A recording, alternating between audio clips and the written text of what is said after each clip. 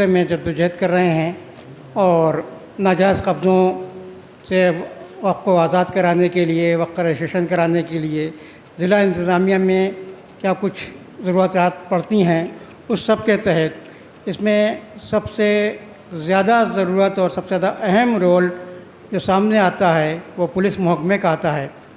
आज के हमारी इस कॉन्फ्रेंस के मेहमान ख़ुसूसी मोहतरम जनाब वज़ीर अंसारी साहब, जो कि DGP रहे हैं और आप एक बहुत तजुर्बेकार अफसर हैं, आपका बड़ा नाम है, आपके तजुर्बात से लोगों ने फ़ायदा उठाया है।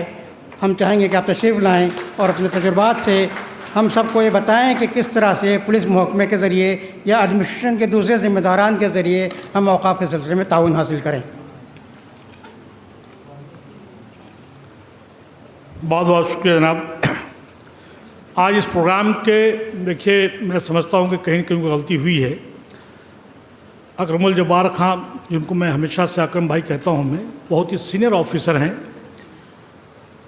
इस प्रोग्राम के वो चीफ गेस्ट भी हैं, सदारत भी कर रहे हैं और मैं आप लोगों को इनके बारे में बता दूं कि शायद ये पूरे वक्त का जो अवेयरनेस प्रोग्राम चल रहा है पूरे हिंदुस्तान में, पूरे भारत में, इसके ये रूहे रवां हैं।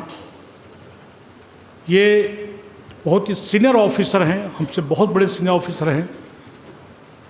कभी इनको मैंने सर करके बात नहीं किया, हमेशा से अकरम भाई करके बात किया और मैं चाहता हूं कि आप लोग इनके लिए एक बहुत ज़बरदस्त जोरदार तालियां बजाएं, क्योंकि पूरे भारत में जो इन्होंने जगाया है तो इन्होंने काम किया है। मैं अपनी बात यहाँ से शुरू करता हूँ कि तमाम डायस पे तमाम इस्टीम चीफ गेस्ट, तमाम उलमा कराम, साइम हज़रात, मेरा वक्फ से कोई दूर दूर तक ताल्लुक़ नहीं है, वक्फ के बारे में जानता नहीं, लेकिन जो कुछ भी है थोड़ा सा मैं पढ़ना सीखना शुरू किया तो अकरम भाई की वजह से किया।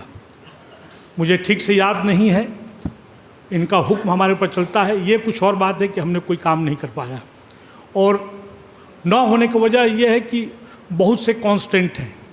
2017 या 16 की बात थी, इन्होंने बताया कि ये सब काम करो, वामसी वेबसाइट उठा के देख लो, वो सब चीज़ें नहीं हो पाई।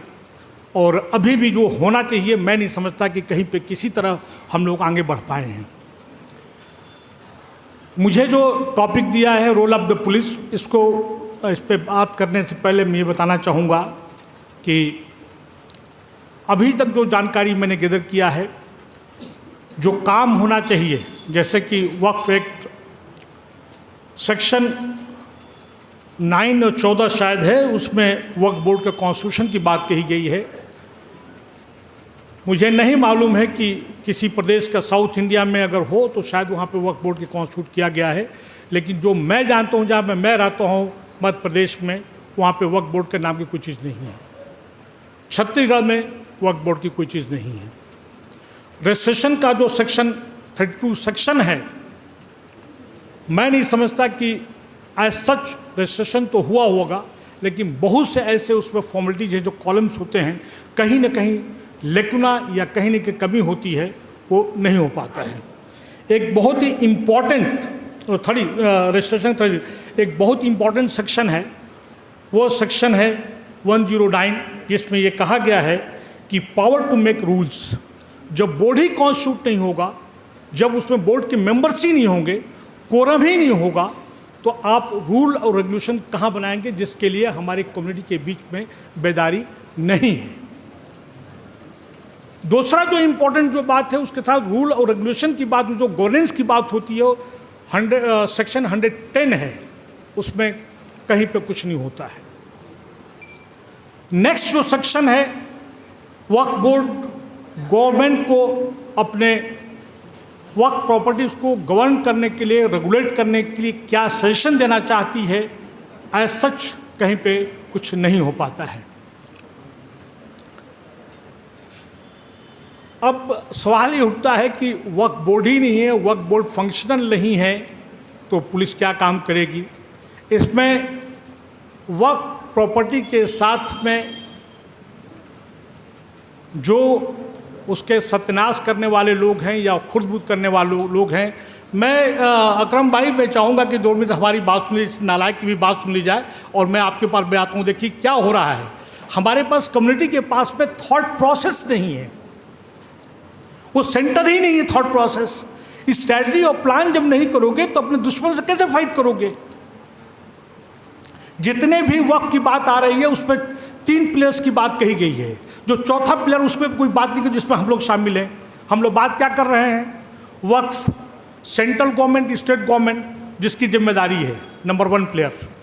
नंबर 2 प्लेयर वो इनक्रोचर्स, जो क्या कहेंगे उर्दू में, काब्जीन जो कब्जे किए हुए हैं वो किए हुए हैं। तीसरा जो इम्पोर्टेंट है वो कहते हैं कि मैनेजर्स, जो मुतवल्ली साहबान हैं, जो देखभाल करने वाले हैं। ये 3 प्लेयर्स हैं। लेकिन चौथा पिलर जो हम लोग हैं, जो यहाँ पे बैठा हुआ है, हम लोग सामान्य हजरात बैठे हुए हैं, हम अपने प्रॉपर्टी के लिए कितने हम जागरूक हैं, हम क्या कर रहे हैं। मुझे पहले ही मैंने कह दिया कि कोई अगर गुस्ताखी हुई माफ़ कर दे। मैंने जो पढ़ा कि वक्फ इज ऑलवेज वक्फ और ये खुदा की प्रॉपर्टी है। कहीं मैं पढ़ रहा था, जब अकरम भाई ने हमें इंटरेस्ट डेवलप किया तो मैंने उसके हिस्ट्री में जाना शुरू किया। तो कहा कि भाई मैं पढ़ना शुरू किया तो किसी उलमा कराम ने मैं लेटर देखा तो वक्फ मतलब रुक जाना, ठहर जाना। फिर जो मैंने हजरत से पूछा, कहा कि भाई कुरान शरीफ तुम पढ़ते हो कि नहीं पढ़ते हो? उसमें देखते हो नहीं देखते हो? वक्फ लाजिम, कुरान को पढ़ते हो उसमें बीच में ठहर जाना। ये प्रॉपर्टी ठहर गई है, अब ये प्रॉपर्टी खुदा की हो गई है, इसको ट्रांसफ़र नहीं हो सकता किसी भी फॉर्म में, गिफ्ट के फॉर्म में, हिबानामे के फॉर्म में। ये खुदा की प्रॉपर्टी, इस प्रॉपर्टी का इस्तेमाल सिर्फ और सिर्फ जो गाइडलाइन है गरीब गुरबा के लिए हो सकता है, जो सबसे लोएस्ट तबका उसके लिए हो सकता है। अब सवाल उठता है कि सरकार तो कुछ नहीं कर रही है, चाहे सेंट्रल गवर्नमेंट और स्टेट गवर्नमेंट है। सेंट्रल गवर्नमेंट के रिप्रेजेंटेटिव यहाँ पे बैठे हुए हैं। ये नवाडको जब बन रहा था मैं भी इनके साथ में था। मैं वहाँ पे जो ऑफिसर्स थे, मैं जब कहा, जब वो पुलिस ऑफिसर की कंप्लेंट लेके आया गया, मैंने कहा कि जब तक गवर्नमेंट कुछ नहीं करेगी उसका इंटेंशन क्या है, स्टेट गवर्नमेंट का क्या है, पुलिस का रोल तब होगा जब हम कोई आदमी उभर के आ गए। जैसे चेक फॉर एग्जाम्पल यहाँ पे ढेर सारी प्रॉपर्टीज को इंक्रोच किया गया, हम लोगों ने कितना इनिशिएटिव लिया, हम लोगों ने कितना इनिशिएटिव लिया। ब्लूप्रिंट जो है, इन्होंने अप्रोच पेपर तैयार किया है अपने, इन्होंने लखनऊ में मुलाकात हुई, इन्होंने मुझको दिया, इट्स अ ब्यूटीफुल पेपर। लेकिन working plan how to execute it, उसमें ये कंपोनेंट नहीं है। आज ज़माना जो है एक्टिविज़म का है, राइट टू इन्फॉर्मेशन का है। कोई इफेक्टिव अगर राइट टू इन्फॉर्मेशन वाला निकालने वाला होगा तब जा होगा। इसमें लॉयर्स की बात कही गई है, लीगल सेल की बात कही गई है। क्या हमारे लॉयर्स नेक नियति के साथ में, मैं और तो नहीं जानता लेकिन मध्य प्रदेश और छत्तीसगढ़ के बारे में बता दूं कि हमारे ही अपने जानने वाले जिसको कि मैंने प्रमोट किया, उन्होंने मिल के प्रॉपर्टी के सत्यानाश किया और मेरे कहने के बावजूद भी क्या। और ये लीडिंग एग्जाम्पल है। और इसमें मैं और तो किसी को ब्लेम नहीं कर सकता, जैसे मैं हूँ वैसे आप लोग भी हैं। हम उसको रोक नहीं पाए।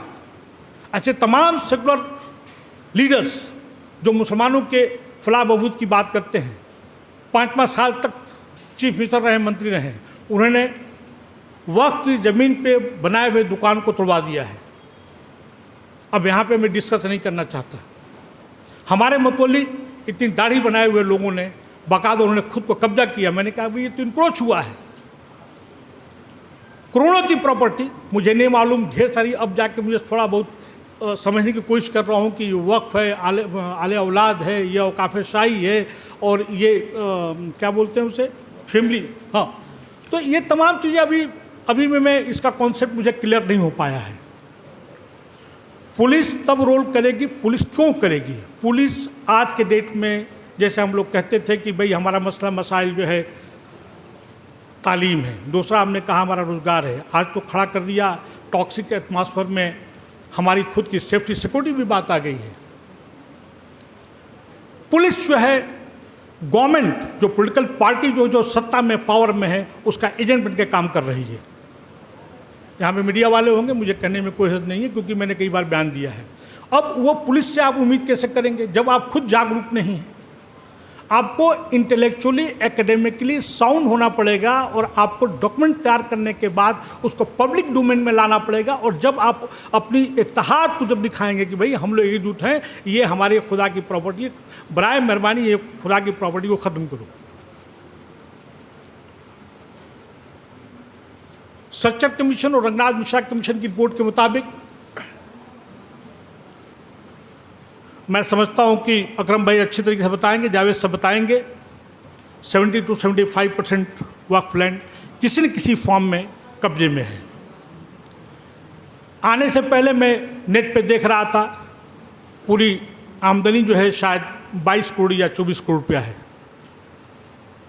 मैं अकरम भाई के सामने बात कर रहा हूँ, मैं ये आप लोगों को दिखाने के लिए लेके आया हूँ। मैं आने से पहले ने कहा कि ज़रा पता लगाइए, ये पता नहीं, मुझे मालूम नहीं कि लाखों करोड़ कितनी की प्रॉपर्टी अकरम भाई जो आपने भेजा है, मुझे नहीं मालूम है।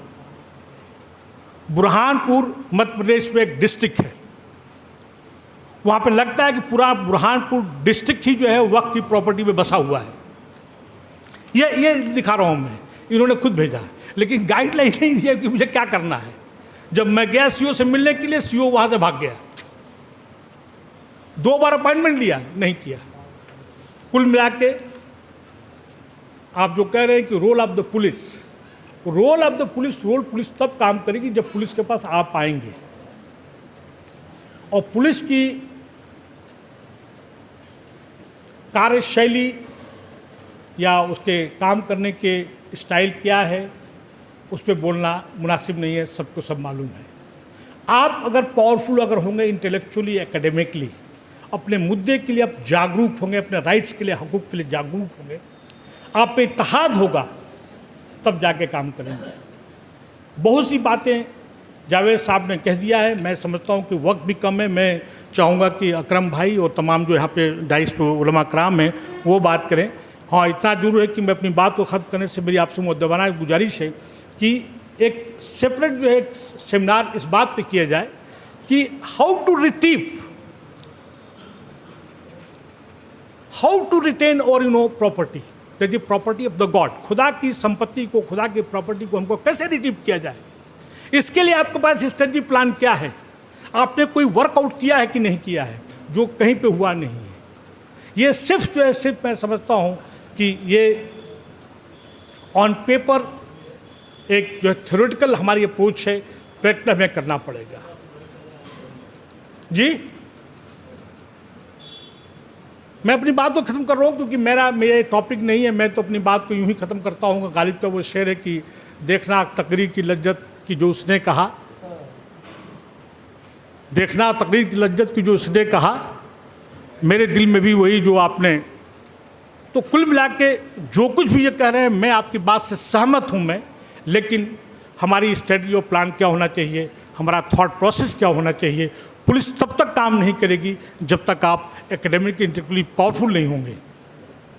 यहाँ पे अपनी बात को ख़त्म करने से पहले मैं चाहूँगा कि एक बार फिर 2-3 महीने के बाद यहाँ प्रोग्राम किया जाए, वर्किंग प्लान ला के यहाँ पे दिया जाए, और तमाम जो आप ब्रोशर ये दे रहे हैं, यहाँ के कॉन्टेक्स्ट में, यहाँ के मफहूम में, क्या आप सभी लोग बैठे हुए हैं, उनको क्या करना चाहिए, इनको हैंड्स आउट दीजिए। हम लोगों को कलेक्टिव हम लोगों ने रिस्पॉन्सिबिलिटी लेना पड़ेगी, मतलब इज्तिमाई तौर पे कि yes will get it done.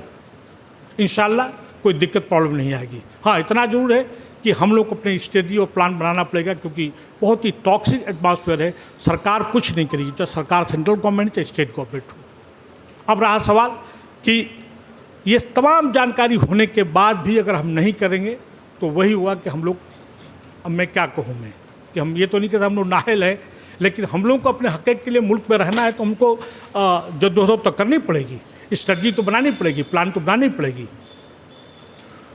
Police किसी भी स्टेट को, किसी भी मुल्क की हो, तब तक इफ़ेक्टिवली काम नहीं करती है। ये थंब रूल है, जब तक जनता जो है जागरूक नहीं है अपने राइट्स, अपने हकूक़ के प्रति। अगर जनता अगर जागरूक है तो पुलिस काम करेगी, अदरवाइज जो है हमेशा वो जो है पावर के साथ उसका झुकाव रहेगा, पावर जो डिक्टेट करेगा उसका काम करेगी।